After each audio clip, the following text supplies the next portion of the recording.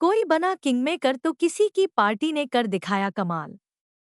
ये 7 नेता साबित हुए चुनाव के सुपरस्टार।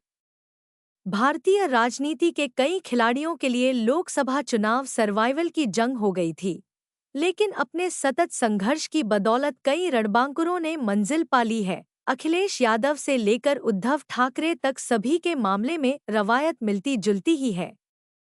2024 का लोकसभा चुनाव अभूतपूर्व प्रचार अभियान और नेताओं के शानदार रणनीतियों के लिए याद किया जाएगा।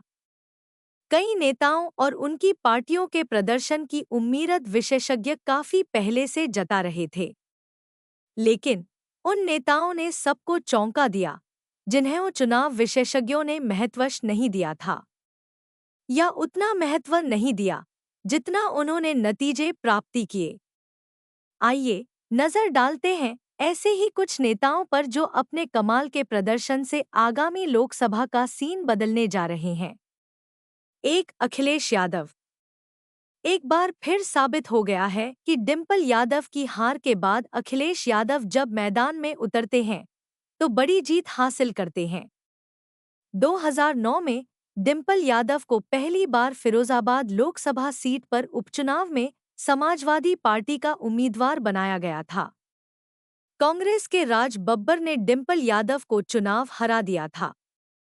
हार के उसी दर्द के साथ अखिलेश यादव ने साइकिल उठाई और निकल पड़े थे। तब यूपी में मायावती की सोशल इंजीनियरिंग वाली सरकार थी और मुलायम सिंह यादव का दिल्ली में मन लगने लगा था। 3 साल की कड़ी मशक्कत के बाद अखिलेश यादव घर तभी लौटे जब 2012 में समाजवादी पार्टी को यूपी के लोगों ने सत्ता सौंप दी।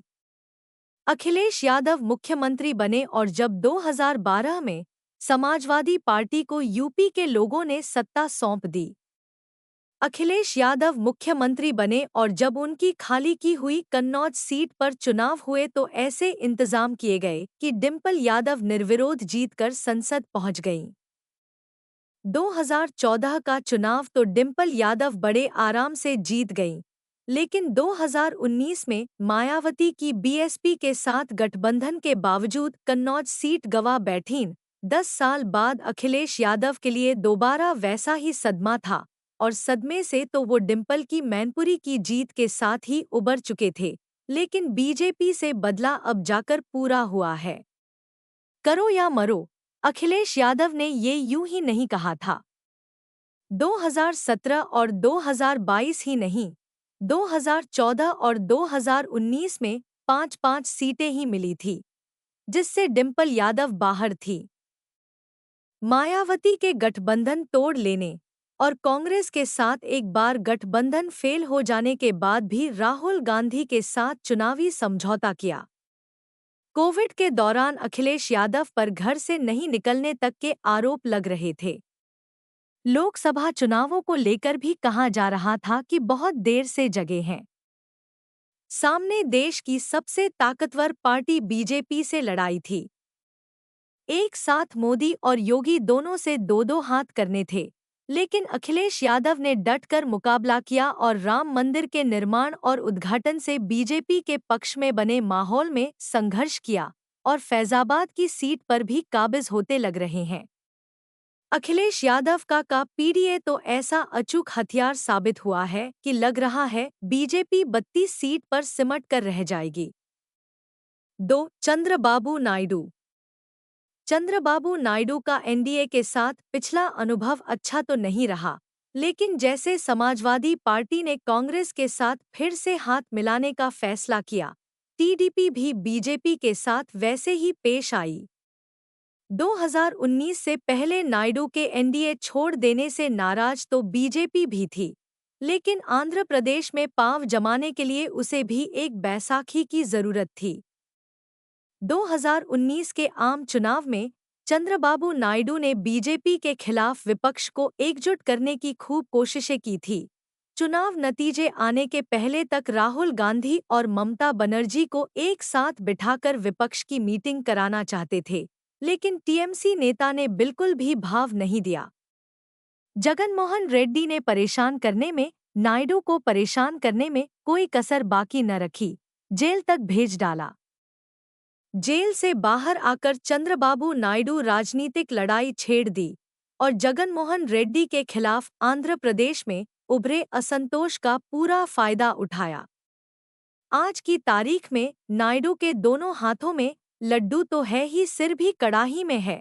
सूबे में सत्ता तो मिली ही, लोकसभा की इतनी सीटें मिली है कि एनडीए छोड़ना नहीं चाहता और इंडिया ब्लॉक भी चारा डालने की कोशिश में है। खोई हुई जमीन पर काबिज होने के साथ साथ किंगमेकर बनकर उभरे हैं चंद्रबाबू नायडू। चंद्रबाबू नायडू ने जगनमोहन रेड्डी को सत्ता से तो बेदखल किया ही है, आंध्र प्रदेश की 16 सीटों पर बढ़त बनाने के साथ ही वाईएसआरसीपी को 4 सीटों पर समेट दिया है। 3 उद्धव ठाकरे। उद्धव ठाकरे ने अखिलेश यादव की तरह करो या मरो जैसी बात भले न कही हो, लेकिन उनकी स्थिति तो और भी बुरी हो गई थी। बीजेपी से दुश्मनी लेकर महाराष्ट्र के मुख्यमंत्री तो बन गए थे, लेकिन एक दिन एक झटके में बदले की आग में धधकती बीजेपी ने ही पैरों तले जमीन ही खींच डाली। एकनाथ शिंदे की बगावत के चलते पार्टी से भी पैदल हो गए। चुनाव आयोग ने भी एकनाथ शिंदे को ही शिवसेना का असली नेता बना दिया और बीजेपी की मदद से वो एक साथ पार्टी और मुख्यमंत्री की कुर्सी पर भी काबिज हो गए। उद्धव ठाकरे के लिए ये चुनाव अपना राजनीतिक अस्तित्व बचाने और बेटे आदित्य ठाकरे की भविष्य सुरक्षित रखने का आखिरी मौका था। अब अगर महाराष्ट्र विधानसभा में सत्ता में वापसी नहीं भी कर पाए तो भी उद्धव ठाकरे को कोई मलाल नहीं रहेगा। महाराष्ट्र में लोकसभा सीटों के रुझानों की बात करें तो बीजेपी के पास उद्धव ठाकरे से महज एक सीट ज्यादा है। बीजेपी को 10 सीटें मिलने जा रही हैं, जबकि उद्धव ठाकरे की शिवसेना को 9 सीटें मिल रही हैं। और सबसे बड़ी बात, एकनाथ शिंदे को उद्धव ठाकरे 2 सीटें कम साथ मिल रही हैं। 4 ममता बनर्जी। ममता बनर्जी ने तो 3 साल के भीतर दूसरी बार बीजेपी को पटखनी दे डाली है। शुभेंदु अधिकारी जैसे मजबूत सहयोगी को गंवाने के बाद उनके खिलाफ नंदीग्राम से खुद हार कर भी ममता बनर्जी ने टीएमसी को पश्चिम बंगाल की सत्ता दिला दी थी और इस बार तो ऐसा लग रहा था जैसे बीजेपी बंगाल में टीएमसी को तहस नहस कर डालेगी, लेकिन ममता ने ऐसा होने नहीं दिया। एक बार तो लगा था कि इंडिया गठबंधन से दूरी बनाकर ममता बनर्जी ने ठीक नहीं किया, लेकिन जीत तो हर बात का जवाब होती है। ममता बनर्जी ने पश्चिम बंगाल की 29 लोकसभा सीटों पर बढ़त बनाकर सभी सवालों का जवाब दे दिया है। बीजेपी का 12 सीटों पर सिमटते नजर आना तो तृणमूल कांग्रेस के लिए बोनस है। 5 नीतीश कुमार। नीतीश कुमार तो सबसे बड़े खिलाड़ी बनकर उभरे हैं। ढलती उम्र और घटती लोकप्रियता के बावजूद नीतीश कुमार ने अपनी पलटू स्किल का भरपूर इस्तेमाल किया है और मुख्यमंत्री की कुर्सी पर काबिज रहते हुए भी लोकसभा चुनाव में बीजेपी को पछाड़कर बदला ले लिया है। 2020 के विधानसभा चुनाव में बीजेपी ने चिराग पासवान की मदद से नीतीश कुमार को सबसे कम सीटों पर समेट दिया था। अरुणाचल प्रदेश के 6 विधायकों पर भी हाथ साफ कर दिया था। मौका देखकर अगस्त 2022 में लालू यादव के साथ चले गए नीतीश कुमार ने इंडिया गठबंधन बनाया, लेकिन बात नहीं बनी तो बीजेपी के नाना करने के बावजूद मजबूर करते हुए फिर से जनवरी 2024 में एनडीए में शामिल हो गए। चंद्रबाबू नायडू और ममता बनर्जी की तरह नीतीश कुमार भी बीजेपी के बराबर 12 सीटों पर बढ़त बनाकर एक मजबूत किंगमेकर बनकर उभरे हैं और ऐसी पोजीशन हासिल कर ली है कि दोनों तरफ तगड़ा मोलभाव करने की स्थिति में आ गए हैं। 6 चंद्रशेखर आजाद। 2022 में विधानसभा पहुंचने के लिए जूझ रहे भीम आर्मी वाले चंद्रशेखर आजाद को सीधे संसद में दाखिला मिल चुका है।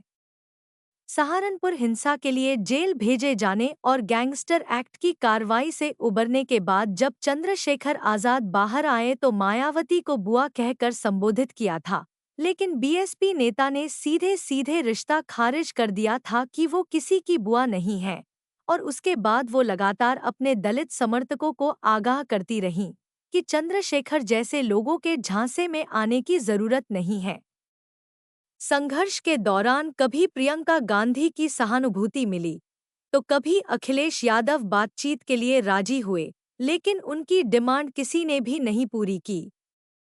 2019 में चंद्रशेखर ने प्रधानमंत्री मोदी के खिलाफ वाराणसी से चुनाव लड़ने की बात कही, लेकिन मोटरसाइकिल रैली करके लौट गए।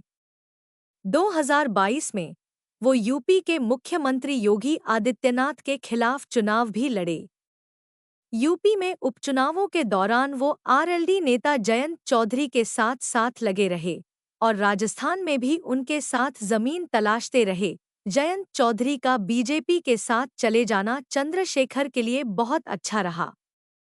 केंद्र सरकार की तरफ से उनको सुरक्षा तो मिली ही, ऐसी परिस्थितियां बनी कि नगीना लोकसभा सीट पर चुनाव लड़ने का रास्ता साफ हो सका और करीब 1.5 लाख वोटों के अंतर से जीत भी हासिल कर ली है। 7. प्रियंका गांधी वाड्रा। अव्वल तो राहुल गांधी ने भी लोकसभा चुनाव में अच्छा प्रदर्शन किया है, लेकिन उनकी बहन प्रियंका गांधी वाड्रा उनसे 2 कदम आगे नजर आ रही हैं। बेशक राहुल गांधी रायबरेली और वायनाड दोनों जगह से चुनाव जीत गए हैं, लेकिन अमेठी का बदला तो प्रियंका गांधी ने ही लिया है। 2019 के आम चुनाव से पहले प्रियंका गांधी को कांग्रेस में औपचारिक तौर पर महासचिव बनाया गया और पूर्वी उत्तर प्रदेश का जिम्मा भी। 2022 के यूपी चुनाव में प्रियंका गांधी ने कांग्रेस का नेतृत्व भी किया, लेकिन हिस्से में हार ही आई। रायबरेली की सीट कांग्रेस के बचा लेने और अमेठी फिर से हासिल कर लेने का क्रेडिट तो प्रियंका गांधी को ही मिलेगा, और ये चीज उनको लोकसभा चुनाव 2024 में स्टार परफॉर्मर बनाती है।